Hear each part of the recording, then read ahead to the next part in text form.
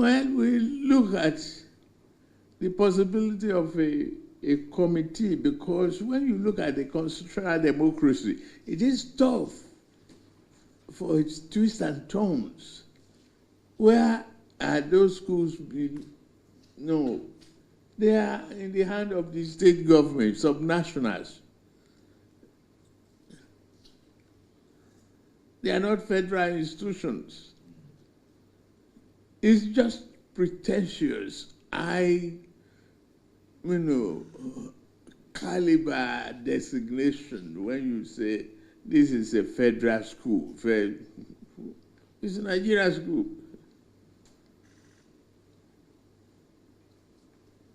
We have to be more dedicated as citizens. We have to invest in ourselves. I'm glad you mentioned the tax reform. That's part of the investment opportunity. Citizens must be able to build their nation. This insecurity, everyone is affected, Christian, Muslim alike. And I have no religious behind. But, I won't be a bigot. My wife is a pastor of Redeemed Christian Church, faith.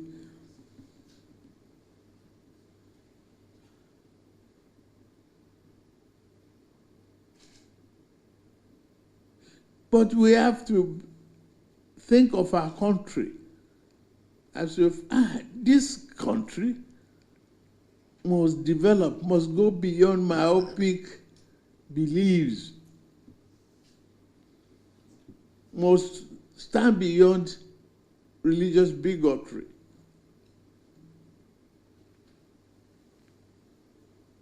And I'm here, open to you, ready to listen.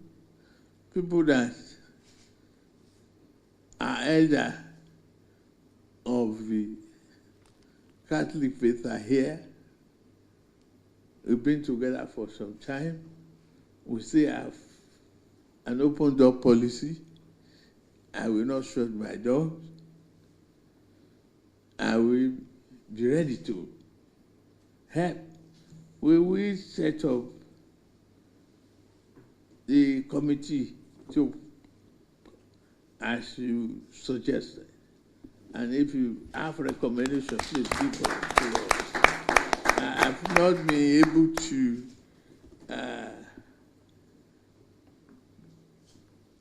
set that up instantly. Now, we've established state loan fund to help the poor and ensure that our children are not left behind because of tuition fee and all of that. Thank you for what the degree of investment in education that you have been, Catholic faith has been making in education. And we credit that. And we will find a way.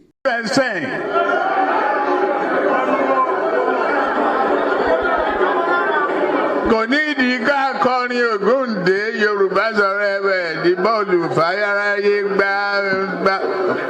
ó gbá wọn sísàlẹ̀ ó gbá wọn sódò. Ọ̀rọ̀ orin kọ́, ọ̀rọ̀ ẹ̀tọ́ ni.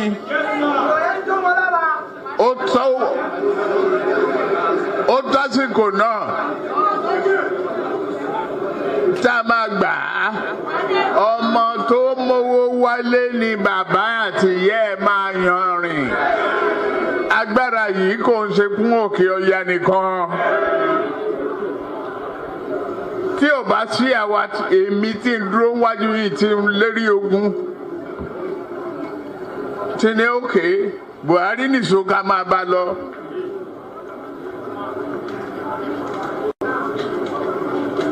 Kò lè jí president. Ó ṣe kìíní olùlẹ̀.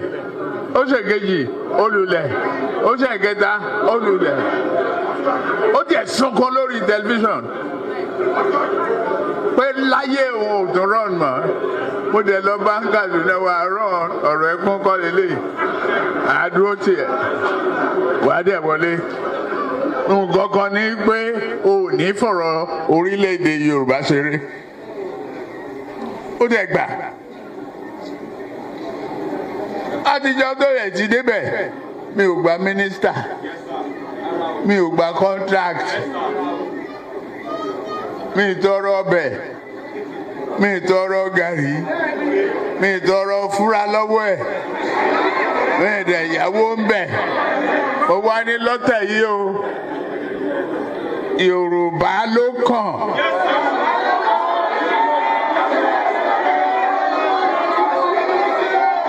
tá a bá dẹ̀ sa Yorùbá náà èmi ló kàn.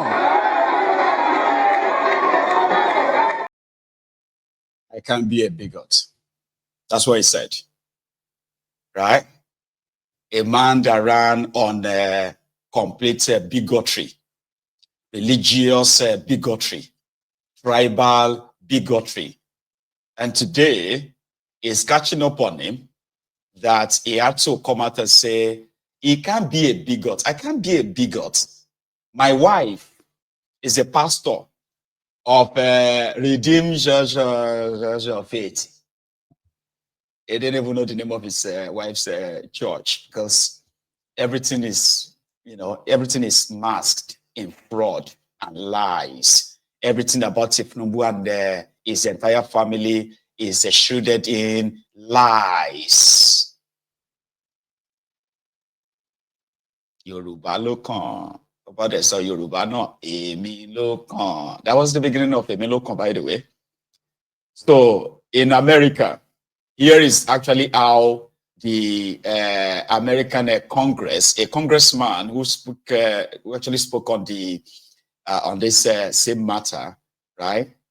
Had this to say where they recommended that Nigeria must be sanctioned. But luckily, they have announced the names of countries to be sanctioned by Donald Trump.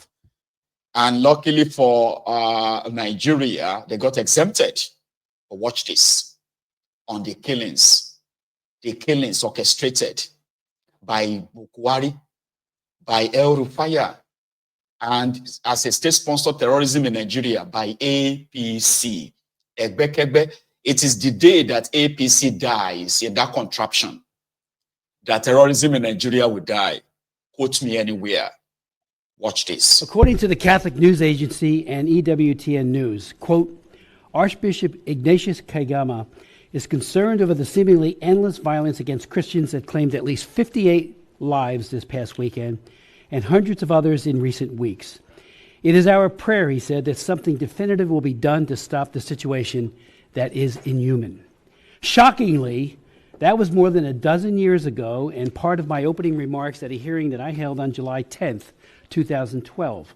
One of several hearings, 8 in all, on religious persecution in Nigeria. And since then, things have only gotten worse. 1 year later, in 2013, I visited Archbishop Kagama in Jos, Nigeria. We visited churches, 5 of them that had been recently firebombed by Boko Haram, and spent hours listening to survivors tell their stories. Despite their numbing loss and pain, I was absolutely amazed at the survivors about their faith, very deep faith, their courage and the resilience. They were not going to quit, but they were looking to the government for help, and it was not coming. I also met with an evangelical believer named Habila Adamu. Dragged from his home by Boko Haram terrorists, he was ordered to renounce his faith. With an AK-47 pressed to his face, he was asked, "Are you ready to die as a Christian?" With extraordinary courage, Habila answered, "Yes, I am ready to die as a Christian." He was asked a second time, and he repeated his answer. His wife was pleading, "Please don't kill my husband." And yet he said, "Yes, I am ready to die as a Christian." This time, the terrorist pulled the trigger. A bullet ripped through Habila's face. He crumpled to the ground, bleeding profusely, left for dead. By some miracle, he survived. I met him in an IDP camp in Jos. I asked him to come to Washington to tell his story. He did. And at the congressional hearing, he said this to our subcommittee, I am alive because God wants you to have this message. Knowing Christ is so much deeper than merely knowing Boko Haram's story of hate and intolerance. He closed his testimony with this: do everything you can to end this ruthless religious persecution, but know Christ first. To the end, everything he did was to witness, to radiate his love for God, but he was also calling on us to get involved and do something. Since then, however, the wanton violence against Christians in Nigeria has grown significantly worse. A couple of days ago, the Pillar Catholic reported, and I quote, while Christians are receiving ashes last Wednesday to begin Lent, news broke out in Nigeria that a priest had been brutally murdered by kidnappers who had stormed his rectory the night before and kidnapped him. With deep sorrow and righteous indignation, I condemn in the strongest terms the relentless and tragic wave of kidnappings targeting priests, pastoral agents, and the faithful. Bishop Kundi said in a March 7th, just a couple days ago, press conference, which expressed outrage over the kidnaps and the brutal murder of his priests. According to the sources in the diocese, Father Sylvester was bound by his kidnappers. He was shot in the head, and I saw the picture. It is heartbreaking to look at. Shot at close range with an assault rifle, and according to the officials of his diocese. The systematic slaughter and abuse of Nigerian believers must stop. Delay is denial and a death sentence to so many. One of our distinguished witnesses today, Bishop Wilfred Anagbe of the Diocese of Makurdi, Nigeria, traveled a long distance to be with us today and will testify, and this is from his testimony. Militant Fulani herdsmen are terrorists. They steal and vandalize. They kill and boast about it. They kidnap and rape, and they enjoy total impunity for this from the elected officials. None of them, I repeat his quote, none of them have been arrested and brought to justice. In December of 2020, President Trump designated Nigeria as a country of particular concern, only to be reversed without justification by Secretary Blinken in November of 2021. And I know I asked him at hearings. I asked him privately, but also asked him at open hearings, why? Never got a good answer. Religious leaders in Nigeria were outraged by the Secretary's decision. One Nigerian bishop challenged the Secretary and said, Christian persecution is more intense than ever. And that was Bishop Mamza. And Genocide Watch has called Nigeria a killing field of defenseless Christians, quote unquote. Yet the government of Nigeria has failed to make progress against religiously motivated persecution of Christians despite religious freedom being enshrined as an essential human right in their constitution. Likewise, Nigerian legal framework supports pluralism at both federal and state levels, but glaring contradictions exist, especially with laws that criminalize blasphemy, some even carrying the death penalty.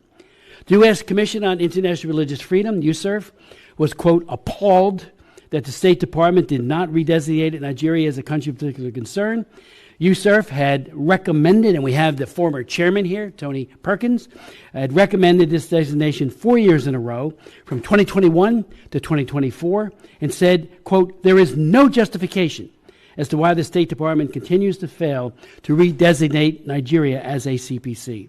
And again, CPC, as you know, carries significant sanctions, a whole broad array of sanctions that the President and the Secretary of State are empowered to level on a country that commits persecution. When the former Secretary of State Blinken held a joint press conference with the Nigerian Foreign Minister on January 23, 2024, following the Christmas Eve massacre, which targeted killings by radical Fulani terrorists and took the lives of hundreds of Christians. That's right. That you just watched there, normally, if Nigeria was a real country, it would be happening inside the Nigeria National Assembly. Because their own job is to see to the safety and the welfare of these Nigerians that they claim to be representing in that National Assembly. But we all know why it's never going to happen. Because those who are sponsoring the terrorism in Nigeria, using this their Islamic terrorism in Nigeria, these are not just ragtag terrorists who are holding guns or carrying guns that you see in these their Allah Akbar videos. The real sponsor of terrorism are those who have the power and what it takes to nip it in the bud, right? But chooses not to because they have grown it to become an industry. But what happened to this your Baba geos along the Lagos-Ibadan Expressway? What happened to all these your geos and these big massive churches inside that contraption? Are they cowards? Are they also in bed with these terrorists? Are they so afraid of the terrorist sponsors in Nigeria that they have to watch their flock, their fellow Christians, right, being slaughtered on a daily basis, that they have become so powerless or chooses to look powerless that it has to take the American Congress, right, to begin to look into the persecution of these Christians. Now, if you take religion out of it, these are supposed to be Nigerians who deserved to live and should never be condemned to death because of their religion. But the situation is different in that contraption because those who are supposed to keep people safe, they are also culprits. Unfortunately, for political exigencies and political advantage, majority of those who are also Christians themselves in authority would rather just keep quiet, unfortunately. But that's America for you. It didn't end there. They demanded that it's been taking too long. America needs to sanction Nigeria. And I'm saying, listen, you don't probably do. Nigeria is more or less like sanctioned by God, if I have to use that. Even though the problems Nigerians are facing are man-made problems, okay? But nevertheless, I still think, right? Nigeria is the hell that you have read about in your religious books. Trust me, it looks more like it, you know? So there is a continuation, though. I want you to listen to the rest. According to the chemical Fulani terrorists and took the lives of hundreds of Christians, he did offer his condolences, and I watched it. I was glad to see that. But we need to take it beyond just saying, I feel sorry for you. And these Christian killings recurred the following year, just 3 months ago. Make no mistake, these ongoing attacks are based on religion and diverting attention from it tonight. So let me just say parenthetically, I tried for 3 years to get the Clinton administration to designate Boko Haram as an FTO, the Obama administration, as a foreign terrorist organization. I held hearing after hearing, and they wouldn't do it. On the day I was marking up my legislation to do this, just that, State Department said, oh, we're going to designate them an FTO. And after all the crimes they were committing, later it was the Chibok girls, it was all the other atrocities being committed by Boko Haram, and they wouldn't even give them the FTO status so we could start investigating where they get their money, their weapons, and the like. Make no mistake, all of these attacks are based on religion, like I said, and diverting attention from it denies that we have seen with our own eyes. This is religious cleansing. It needs to stop, and the perpetrators need to be brought to justice. Last year, the House Foreign Affairs did adopt my resolution, HRES 82, calling on the Biden administration to redesignate Nigeria as a country of particular concern. It passed exactly 1 year ago, almost a year ago, in the committee, but it never came to the floor. While I strongly believe that President Trump will again designate Nigeria as a CPC and do much more to assist the persecuted church, including the outreach to the Nigerian president, Tinubu, last night I did reintroduce the resolution, and I hope we will have a robust debate and it will get marked up. Help can't come fast enough. The killing fields are every day, every single day, and we need to do more and do everything within our power to try to mitigate it. Let's not forget these horrifying facts. Northern Nigeria, and this is just northern Nigeria alone, has seen the destruction of over 18,000 churches since 2009. 18,000 churches. I saw 5 of them. Totally burnt out. and many people killed with car bombs and the like. An August 2024 report from the Observatory for Religious Freedom in Africa found that 55,910 people were killed and 21,000 people were abducted in the context of terror groups in Nigeria within just 4 years, from October 2019 to September 2023. I would point out that approximately 34,000 are moderate Muslims that have been murdered in Islamic attacks, and we speak out for them as well. I have met with imams in Nigeria, and if they speak, they're visited that following week by one of these radical Islamist groups, and it's not pretty. They'll kill them or do other kinds of mischief. About 5 million Christians have been displaced and forced into internally displaced person camps, IDP camps, within Nigeria. The 2023 watch list released in January by Open Doors this past January, found that 89% of Christians, 89% of the Christians who were martyred in the world are in one country, Nigeria. The targeted violence starkly highlights the precarious state of religious freedom in Nigeria. Again, we're asking the president, Tinubu, he's got to take action. And we're going to, I'm hoping to lead a delegation to Nigeria. We've got to raise these issues, but it starts at the top. I've been to Abuja many times. The president has real power. He can do it.